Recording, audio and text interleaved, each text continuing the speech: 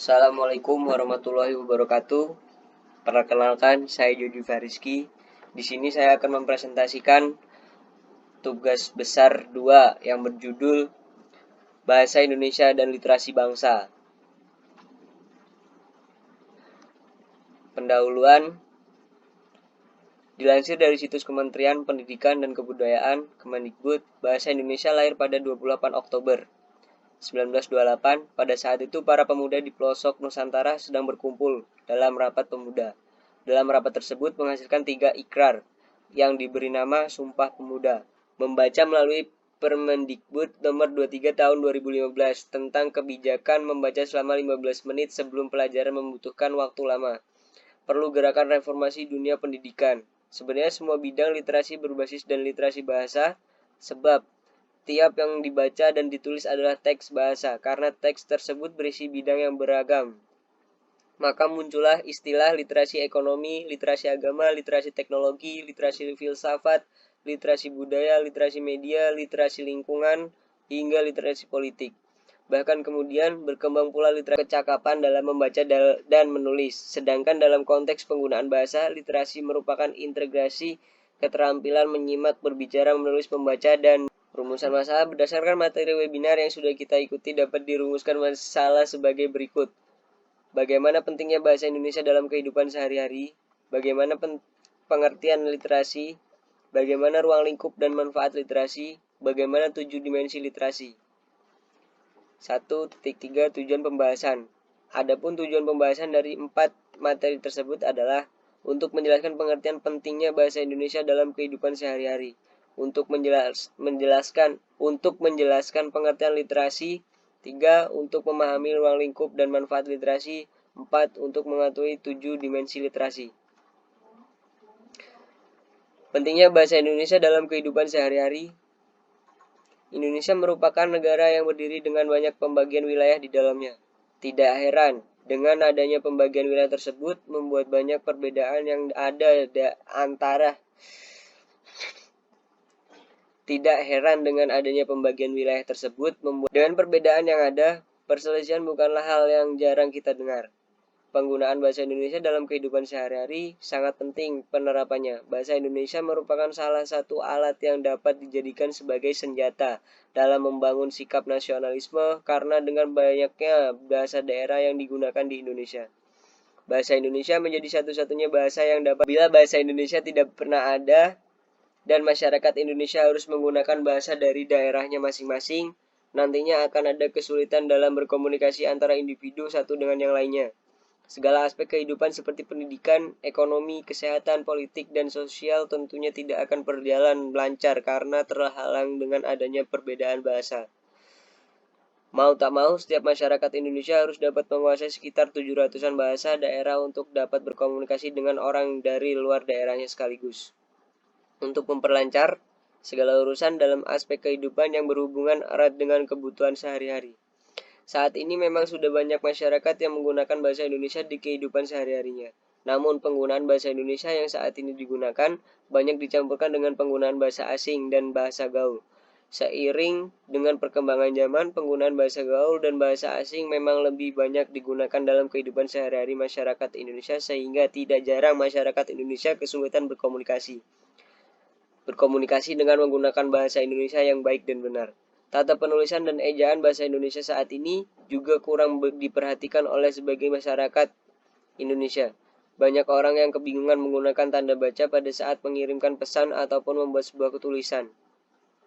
Kesulitan tata penulisan dan ejaan bahasa Indonesia. Istilah literasi dalam bahasa Latin disebut sebagai literatus, yang berarti orang yang belajar. Secara garis besar, literasi sendiri ialah istilah umum yang menunjuk pada kemampuan dan keterampilan seseorang dalam membaca, menulis, berbicara, menghitung, juga memecahkan masalah di dalam kehidupannya sehari-hari. Dengan kata lain, literasi tidak bisa dipaksakan dari kemampuan seseorang dalam berbahasa. Sedangkan dalam EDC atau Education Development Center, literasi dijabarkan sebagai kemampuan individu untuk UNESCO pun turut memberikan pengertian literasi, yakni seperangkat keterampilan yang nyata khususnya keterampilan kognitif seseorang dalam membaca dan menulis yang dipengaruhi oleh kompetisi di bidang akademik, konteks nasional, institusi, nilai-nilai budaya, dan pengalaman. Dari beberapa pengertian di atas, kita sudah bisa menangkap gambaran besar apa itu pengertian literasi. B. Tujuan literasi. Apa sih tujuan dari literasi sendiri? Menciptakan dan mengembangkan budi pekerti yang baik, menciptakan budaya membaca di sekolah dan masyarakat, meningkatkan pengetahuan dan meningkatkan pengetahuan dengan membaca sebagai macam informasi bermanfaat, meningkatkan kepahaman seorang terhadap sesuatu bacaan, meningkatkan pengetahuan akan kosakata, membuat otak bisa bekerja optimal, menambah wawasan, mempertajam diri dalam menangkap suatu informasi dari sebuah bacaan, mengembangkan kemampuan verbal, melatih kemampuan berpikir dan menganalisa, melatih fokus dan konsentrasi, melatih diri untuk bisa menulis dan merangkai kata dengan baik. Ruang lingkup dan manfaat literasi. Ruang lingkup literasi. Ruang lingkup literasi mencakup teks dalam konteks berinteraksi dengan orang lain, menafsirkan, menganalisis, dan mengevaluasi teks. Kita belajar bahwa teks dari suatu pengungkapan sendiri bisa berupa menceritakan, menginformasikan, dan mempengaruhi. Berinteraksi dengan orang lain adalah belajar bagaimana penggunaan pola bahasa untuk menggunakan gagasan dan mengembangkan konsep serta mempertahankan argumen. Manfaat literasi berlandaskan pada tujuan dari literasi tersebut, memungkinkan masyarakat untuk mendapatkan manfaat lebih dari literasi. Manfaat literasi berlandaskan pada tujuan dari literasi tersebut, memungkinkan masyarakat untuk mendapatkan manfaat lebih dari literasi. Manfaat literasi bagi masyarakat adalah sebagai berikut: menambah perbendaharaan kosakata seseorang, mengoptimalkan kinerja otak karena sering digunakan untuk kegiatan membaca dan menulis, mendapatkan berbagai wawasan dan informasi baru.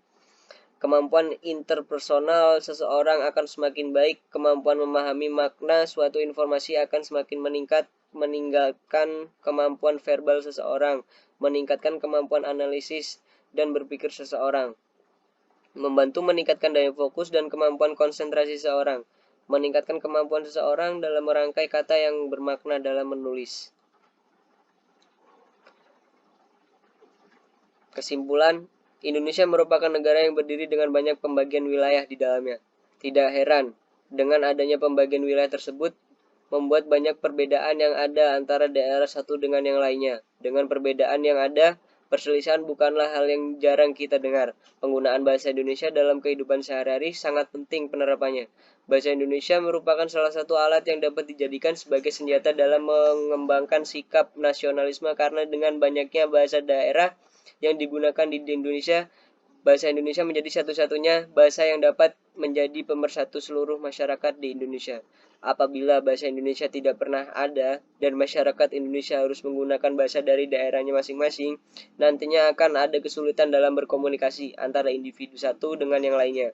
Segala aspek kehidupan seperti pendidikan, ekonomi, kesehatan, politik, dan sosial tentunya tidak akan berjalan lancar, terhalang dengan adanya perbedaan bahasa.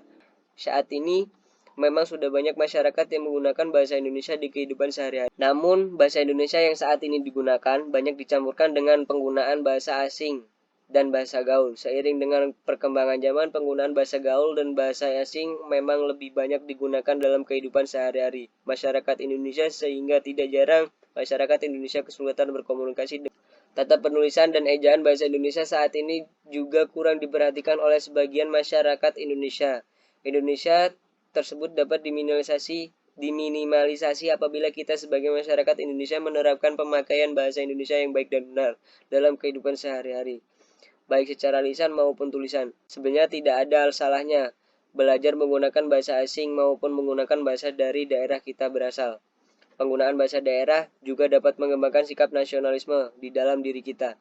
Namun apabila semua orang memilih untuk berkomunikasi dengan menggunakan bahasa asing ataupun bahasa daerahnya masing-masing, lambat laun bahasa Indonesia akan tergantikan dan terlupakan. Apabila bahasa Indonesia akhirnya terlupakan, maka Indonesia tidak akan lagi memiliki bahasa persatuan.